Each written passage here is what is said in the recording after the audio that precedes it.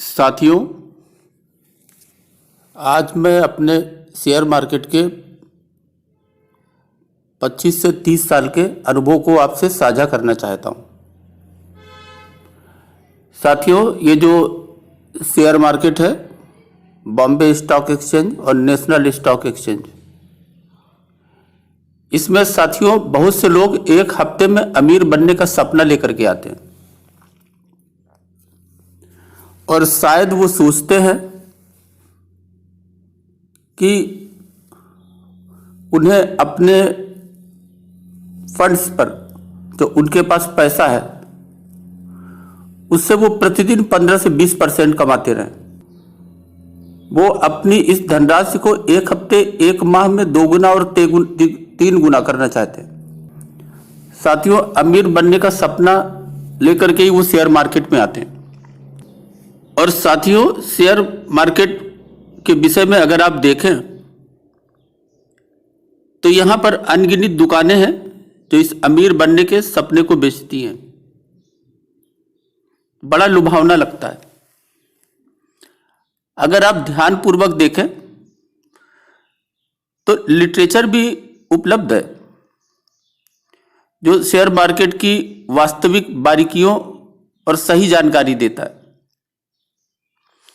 लेकिन शायद वो उन्हें उतनी लुभावनी नहीं लगती, जिसकी वजह से वो उन पर कम ध्यान देते हैं। हाँ, जहां से उन्हें लगता है कि हम जल्दी अमीर बन सकते हैं, जल्द ही, उधर लगे रहते हैं अपने अमीर बनने के चक्कर में और फकीर बन करके अपने घर चले जाते हैं, अपनी पूंजी गंवा देते हैं। साथियों, शेयर मार्केट भी एक बाजार ही है जहां एक बायर होता है, खरीदार होता है, और एक सेलर होता है, विक्रेता होता है। और कमोडिटी के नाम पर, यानी वस्तु के नाम पर जिसको बेचा और खरीदा जाता है, वो कंपनी की हिस्सेदारी होती है, अर्थात शेयर होता है। साथियों, यहां भी डिमांड एंड सप्लाई, मांग और पूर्ति का सिद्धांत लागू होता है। बायर जो है वो डिमांड होती है, मांग होती है, और जिसके पास शेयर होता है वो उसका आपूर्तिकर्ता होता है, अर्थात एक बेचना चाहता है हिस्सेदारी और दूसरा उसको खरीदना चाहता है। साथियों, मैं बार बार कहता हूं कि यह जुआ घर नहीं है। यदि आप जुआ खेलना चाहते हैं तो गोवा जाइए, वहां पर अच्छी जगह है, और वैध रूप से जुआ खेलिए। ये जुआ घर नहीं है। साथियों, यहां से आप एक साल में 15% से 25% तक रिटर्न अगर आप हासिल कर लेते हैं तो ये लाभ आपके लिए उत्तम लाभ है। हाँ, ये हो सकता है कि कुछ ऐसी स्क्रिप्ट हो आपके पास, कुछ ऐसे ग्रोथ की कंपनीज हो कि आपका 1, 2, 3 साल में 2 गुना और 3 गुना और 4 गुना भी हो जाए। तो साथियों, जैसा कि मैंने बतलाया कि यहां पर मांग और पूर्ति के आधार पर उनके दाम तय होते हैं। साथियों, आपने मार्केटिंग में पढ़ा होगा, आधुनिक मार्केटिंग में सिखलाते हैं कि डिमांड होती नहीं है बल्कि जनरेट की जाती है। अगर आपके पास आपूर्ति है और उस सामान को आप बेचना चाहते हैं तो कई तरीके से डिमांड को जो है वो जनरेट किया जाता है। साथियों, ये शेयर मार्केट सबसे आधुनिक मार्केट है। यहां जो आपूर्ति करता है वो विद्वान लोग हैं, उन्हें दुनिया की समझ है। उन्हें शायद इतनी अधिक समझ है कि कुछ संख्या में हैं वो लोग, लेकिन उनके सामने नासमझ लोगों की अपार संख्या है जिसका वो फायदा उठाते हैं। तो साथियों, यदि आप इस आधुनिक बाजार में हैं तो सबसे पहले इस डिमांड और आपूर्ति को आपको समझना होगा। आपको 3 बातें समझनी होंगी। आपको डिमांड समझना होगा पहली, आपूर्ति समझना होगा दूसरी, और किसी भी शेयर का एक रीजनेबल रेट आपको समझना होगा। रीजनेबल रेट का अर्थ है इन द सेंस कि सामान्य परिस्थितियों में किसी भी कंपनी के शेयर का रेट कितना था। ये साथियों हम ठीक ठाक और मजबूत कंपनीज की बात कर रहे हैं। साथियों, इसी डिमांड और सप्लाई, इसी के बीच वेव्स आती हैं, लहरें आती हैं। एक आपूर्तिकर्ता अपने माल को बेचना चाहता है, लेकिन जब मार्केट में डिमांड नहीं होती, लोग उसे महंगा समझते हैं, तो फिर वो क्या करता है, मार्केट में ऐसी स्थितियों को बनाता है, ऐसा कुछ करता है कि उन दरों से बाजार को ऊंचे दरों पे ले जाता है। और जब ऊंचे दरों पे ले जाकर के बाजार दोबारा फिर उन्हीं दरों पे आता है, तो जिन लोगों को उस कंपनी का शेयर महंगा लग रहा था, उन्हें सस्ता लगने लगता है और वो बाइंग शुरू कर देते हैं। इस तरीके से साथियों डिमांड पैदा की जाती है। और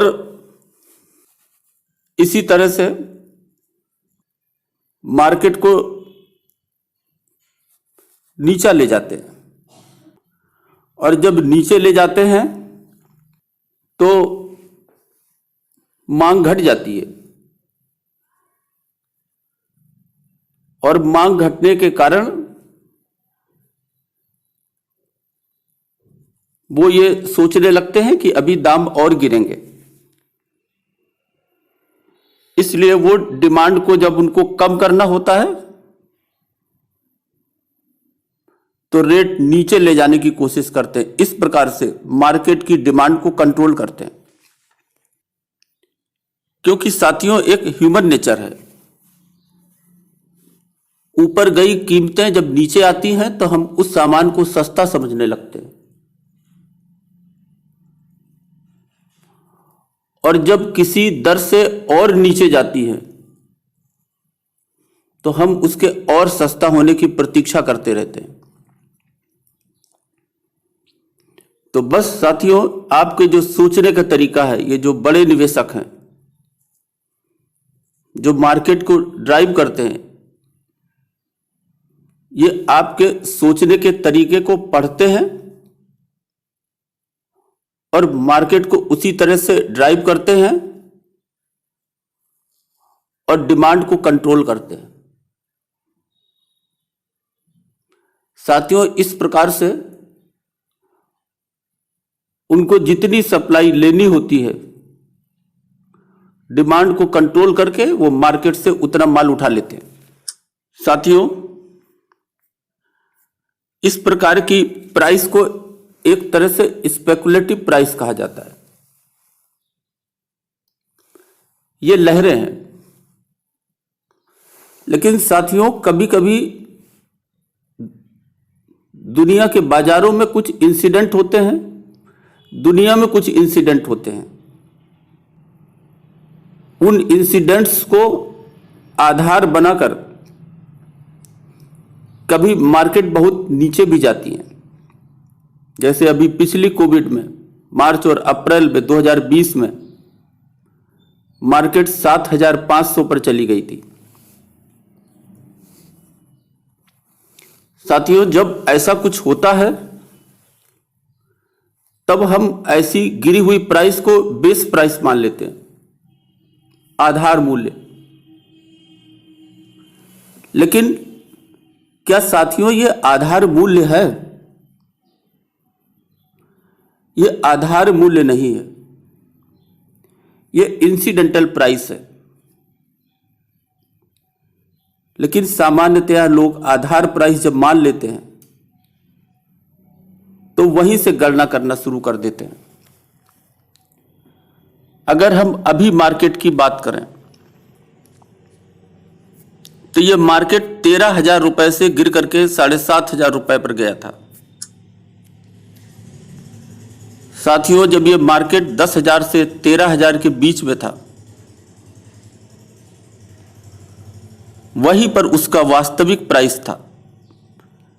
लेकिन उस इंसिडेंट से जब मार्केट 7,500 पे गया तो वो 7,500 का जो प्राइस था वो अवास्तविक था।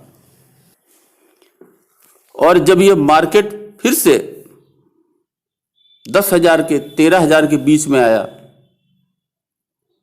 तो हमने इसको हायर प्राइस समझ लिया और रोज ये अनुमान लगाते रहे कि मार्केट फिर से नीचे गिर करके 7,500 पे पहुंच जाएगा।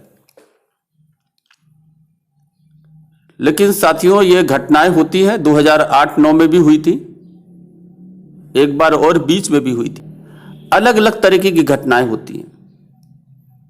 साथियों, हमारा जो ये शेयर मार्केट है, अगर आप इसकी हिस्ट्री में देखें, जब एक तरह की घटना होती है तो लोग इसका रास्ता निकाल लेते हैं। इसलिए यहां पर हिस्ट्री कभी रिपीट नहीं करती, नई घटना होती है। मार्केट नीचे जाते हैं, नए तरीके होते हैं, नया वातावरण होता है और नए तरीके से मार्केट फिर ऊपर जाती है। साथियों, ये घटनाएं घूमती हैं, समाचार पत्रों में घूमती हैं, अपना आभास देती हैं, लेकिन सब निश्चिंत रहते हैं। ये कभी कभी होती हैं, लेकिन जब फाल आता है तो शायद आपको उस स्तर पर खरीदने का मौका तक नहीं मिलता, इतनी तेजी से होता है। और जब कुछ ठहराव आता है तब आप खरीदने की हिम्मत नहीं जुटा पाते, क्योंकि आप सोचते हैं कि मार्केट अभी और नीचे तक जाएगा। बस यहीं पर आपका प्लान फेल हो जाता है। साथियों, ये तो अच्छा अवसर है। अगर किसी इंसिडेंट के कारण मार्केट नीचे गई है तो आपको अपने स्तर को समझना होगा कि किस स्तर पर आपको छोटी छोटी कैसे खरीदारी करनी है, क्योंकि ये इंसिडेंट अक्सर अवसर होते हैं। मार्केट नीचे गया है, ये फिर से अपनी उसी ऊंचाई पर जाएगा। ये आधार मूल्य नहीं होते, ये मूल्य इंसिडेंट्स पे होते हैं। इनको आप आधार मूल्य न तो बना सकते हैं और न ही इन मूल्यों की आप आगे तुलना कर सकते। जैसे कि मैं अक्सर सुनता हूं कि इस शेयर के प्राइस 2 गुने हो गए, 3 गुने हो गए, 4 गुने हो गए। कहां से हो गए? उस 7,500 के स्तर से। साथियों, वो 7,500 का स्तर तो इंसिडेंटल था, बेस प्राइस नहीं था। बेस प्राइस तो वहां पर था जहां बाजार 10,000 से 13,000 के बीच में था। हम वहां से तुलना करें, वहां से देखें, क्योंकि इंसिडेंट होते हैं, स्थितियां नॉर्मल होती हैं, बाजार अपने नॉर्मल मूल्य पे आता है और वहां से एक नई ऊंचाई पर चढ़ता है। तो अगर आप ध्यान से देखें तो अभी भी अनेक शेयर्स हैं जो मजबूत हैं, लेकिन जहां पर वो 10,000 और 13,000 के आसपास जिस रेट पर थे वहां से बहुत नहीं बढ़े। बस यही सोच, ये जो आप सोचते हैं और जो कुछ किया जाता है वो इसलिए किया जाता है कि आप ऐसा सोचते हैं और उसी आपकी सोच से मार्केट की डिमांड को कंट्रोल किया जाता है। साथियों, आपको एक उदाहरण हम देते हैं। एक समय था जब कानपुर के पास एक क्षेत्र है कन्नौज, वहां पोटैटो बहुत मात्रा में पैदा होता है, दर्जनों कोल्ड स्टोरेज भी हैं। एक फसल में इतना पोटैटो हुआ कि किसानों ने खुदाई तक बंद कर दी खेतों से, और जो ट्राली में लाए थे कोल्ड स्टोरेज में रखने के लिए, जब उन्हें जगह नहीं मिली तो उन्होंने वहीं पलटा दिया। बाजार में आलू के दाम जमीन पर थे। 1.5-2 महीने बीतने के बाद जब वही खरीदार आलू के बाजार में आलू खरीदने गया तो वो ऊंचाई पर थे। उसने कहा आलू तो बहुत महंगा है, क्योंकि उसने 1 रुपए और 1.5 रुपए किलो के आलू से उसने तुलना करनी शुरू कर दी। लेकिन साथियों, वो 1 रुपया और 1.5 रुपया किलो आलू वो उसका इंसिडेंटल प्राइस था, वास्तविक प्राइस नहीं था। वास्तविक प्राइस तो वो प्राइस है जो नॉर्मल कंडीशन में किसी भी कंपनी के शेयर की हुआ करती है या होना चाहिए। साथियों, यही आप गलती करते हैं कि आप किसी कंपनी के शेयर की जो वर्तमान कीमत है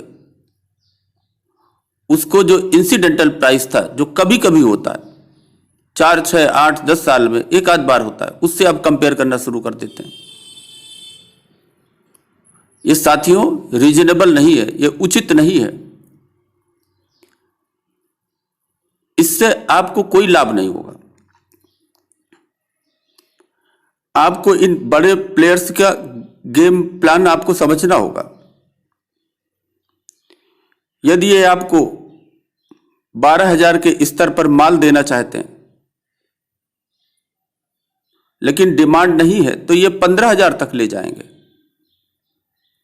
और जब 15,000 से 12,000 पर आएगा तो आप खुशी खुशी खरीदने के लिए तैयार हो जाएंगे, क्योंकि आपको सस्ता लगेगा। लेकिन जब 12,000 से यही 8,000 पे चला जाएगा तो आप 6,000 की प्रतीक्षा करेंगे, और यदि आपके पास कुछ हुआ भी तो डर के आप उसको बेचना शुरू कर देंगे। और ऐसे मौकों पर ये बड़े प्लेयर्स आपकी इस बिकवाली का फायदा उठाकर इनको एक्यूमुलेट करते हैं, क्योंकि इनको मालूम है कि बाजार एक दिन ऊपर जाएगा तब ये भारी लाभ कमाएंगे। यही है साथियों इस शेयर मार्केट का बड़े प्लेयर का गेम। सामान्य तौर से कहें तो एक छोटे निवेशक को मूर्ख बनाया जाता है। यह मूर्ख बनाने की कला है, और इस प्रकार मार्केट की डिमांड को ये नियंत्रण करते रहते हैं हमेशा सदैव। इसलिए साथियों आपको नजर नहीं, अपना नजरिया बदलना पड़ेगा। आपको खुली आंखों से देखना पड़ेगा। आपको अपनी निगेटिविटी छोड़नी होगी और पॉजिटिविटी आपको अपनानी होगी। जब कभी आप बेस प्राइस किसी शेयर का कंपेयर करें तो कहीं ना कहीं उसकी नॉर्मल कंडीशन देखकर, खोजकर उसकी बेस प्राइस तय करें, न कि ऐसी अप्रत्याशित घटनाओं के कारण गिरे हुए बाजार पर उसके पाए गए रेट से तुलना करें। यह उचित नहीं है। साथियों, अगर आप ये सोचते हैं कि आज बाजार 15,000 पे गया हुआ है और कल ये फिर से 7,000 पे आ जाएगा, तो ऐसा नहीं होगा। हाँ, ये करेक्शन 10% तक तो यूजुअल होते रहते हैं। ऐसे 10% करेक्शन पर आप खरीदारी कर सकते हैं। साथियों, 20% करेक्शन कभी कभी होता है, यहां पर भी आप खरीदारी कर सकते हैं।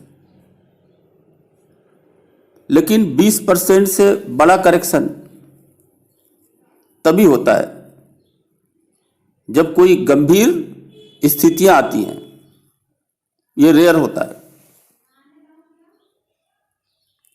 हाँ, एक बात ये कहना जरूरी होगा कि जो भी बातें हुई वो उन पर लागू होता है जो मजबूत कंपनीज हैं, जिनके फंडामेंटल्स मजबूत हैं, जो कर्ज के बोझ से लदी हुई नहीं है, और नॉर्मल कंडीशन में जिनकी सेल्स ग्रोथ अच्छी थी, नॉर्मल कंडीशन में जो अच्छा व्यापार कर रही थी। अगर कोई खुद कैंसर, कोई कंपनी कैंसर के रोग से ग्रस्त है तो उसका तो मरना तय है। और अगर आपने ऐसी कंपनी पे पैसा लगाया है तो वो पैसा डूबना भी तय है।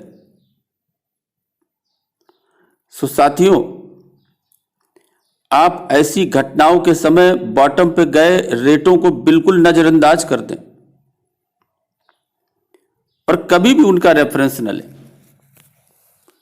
यदि आपको रेफरेंस लेना ही है तो उसके नॉर्मल कंडीशन पे, नॉर्मल स्थितियों पे उसके जो रेट थे वो आप रेफरेंस लें और वहां से आप कंपेयर करें। साथियों, 5,000 तक मार्केट की जो भविष्यवाणी जिस समय मार्च अप्रैल में कोविड पैंडेमिक आया, तो ये 5,000 और 4,000 तक की भविष्यवाणियां की गई। साथियों, हुआ क्या?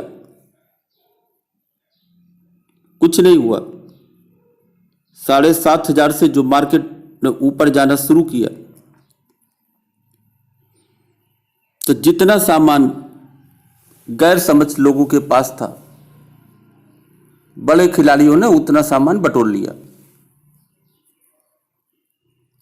क्योंकि साथियों, शेयर्स की एक निश्चित संख्या होती है।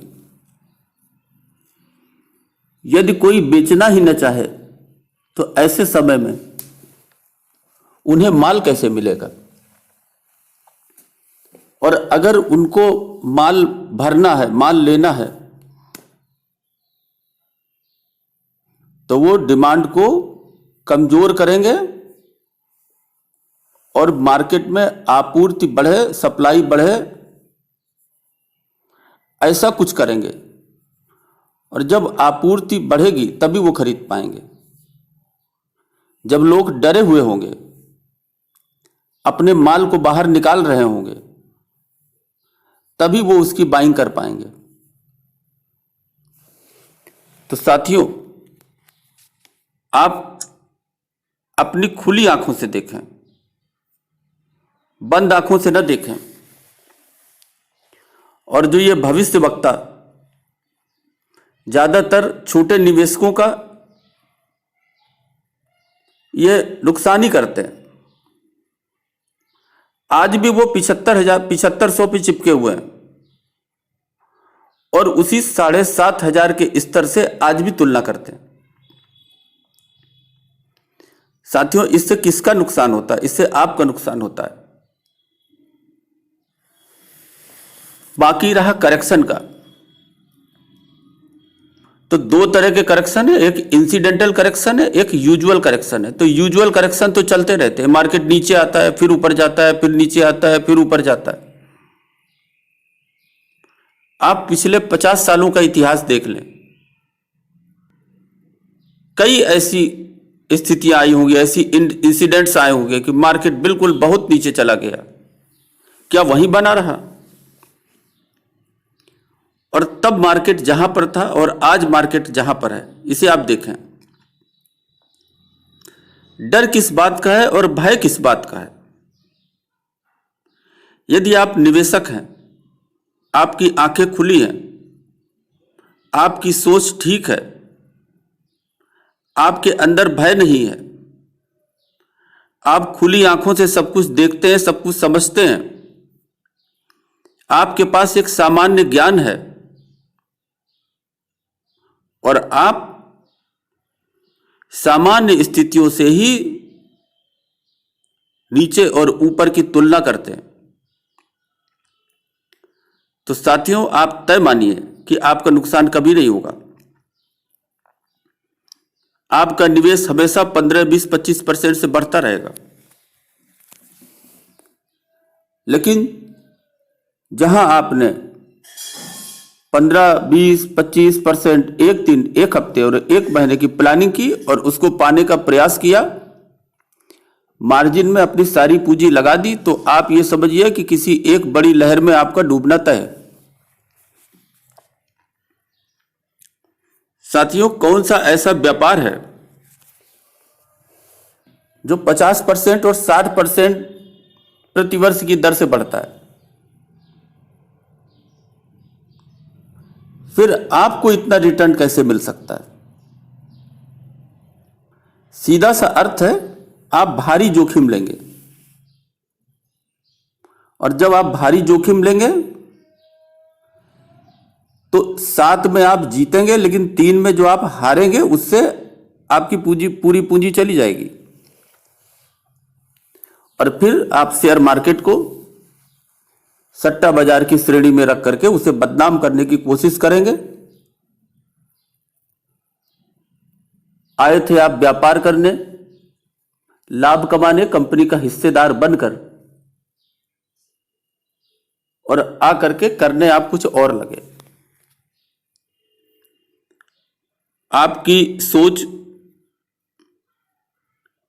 इस मार्केट के कुछ खिलाड़ियों ने खराब किया और आपने अपनी सोच खराब कर ली। आप बंद आंखों के सपने देखने लगे जो कभी पूरे नहीं होने।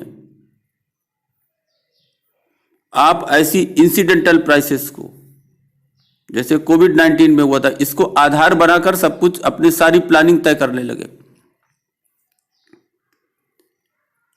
आपने इस डिमांड और सप्लाई पर इस खेल को नहीं देखा।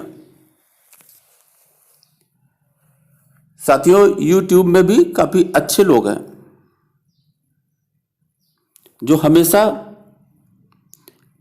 अच्छी बातें बतलाते हैं, कंपनियों के विषय में बतलाते हैं, अच्छी सोच बतलाते हैं, तरीके बतलाते हैं, निवेश का साधन बतलाते हैं। अक्सर उनकी बातें उबाऊ लगती हैं, लेकिन जो एक हफ्ते में अमीर बनाने के सपने दिखाता है, उसके सपने तुरंत बिकते हैं और इस धोखे में पड़ जाते हैं और पड़ के अपने आप को बर्बाद कर लेते हैं। साथियों, इन बातों को आप सुने, समझें और गहराई से सोचें, और किसी कंपनी में साझीदार बनकर आप उसकी ग्रोथ से लाभ कमाने की सोचें। आजकल बैंक्स में, पोस्ट ऑफिस में, कई स्कीम में पूरे साल का 4%, 5% और 6% की दर से ब्याज मिलता है। यदि आपको 15% से और 25% के बीच में प्रतिवर्ष अगर आपको लाभ मिलता है तो यह किसी तरह से कम नहीं है। कंपाउंडिंग में यदि आप 10 साल में आपकी धनराशि 10 गुना हो जाती है तो यह आपके लिए एक अचीवमेंट है। इसलिए इस मार्केट में आपको रहना है तो अपने पोर्टफोलियो में मजबूत कंपनियों के शेयर रखें, उनके फाइनेंशियल्स को देखें, उनके डेट को देखें, अपना बीटा जो है वो ऐसे समय में 1 से कम रखें अपने पोर्टफोलियो का। गोल्ड और बॉन्ड में आप निवेश करके उसके जो ETF हैं अपने पोर्टफोलियो को डाइवर्सिफाई करें और अच्छे लोगों के वक्तव्य सुने, अच्छी किताबें पढ़ें और अपने आप को सुरक्षित रखें। आपको लाभ अत्यंत होगा, अधिक होगा। अभी के लिए बस इतना ही। धन्यवाद।